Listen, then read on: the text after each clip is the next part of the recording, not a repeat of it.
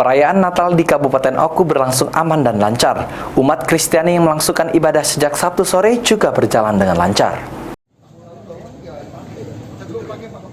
PJ Bupati Oku Teddy Milwansa memastikan keamanan bagi jemaat gereja yang akan menjalankan ibadah misa malam Natal dan Natal pada Sabtu malam saat meninjau pengamanan Natal tahun 2022.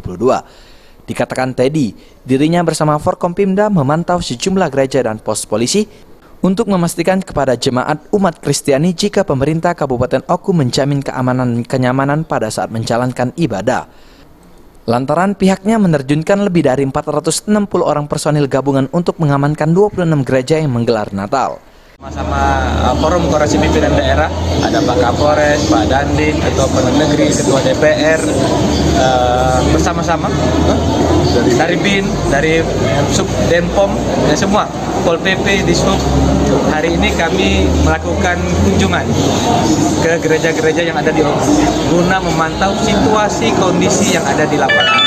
Kami ingin menjamin kepada saudara-saudara kita yang beragama Nasrani bahwa mereka akan bisa melaksanakan ibadahnya di Oku ini dengan nyaman, tenang, dan aman. Nah, guna itulah kami datang ke sini untuk memastikan rasa aman, tenang, dan nyaman itu.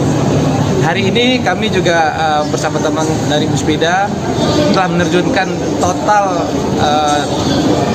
468 personil untuk pengamanan. Dan ditambah dengan ada 7 pos dalam rangka operasi lilin Nataru. Teddy juga menyampaikan kepada jemaat gereja untuk tetap mematuhi protokol kesehatan COVID-19, apalagi tahun ini pemerintah telah melonggarkan pembatasan kegiatan masyarakat. Ari Pranikah, PAL TV.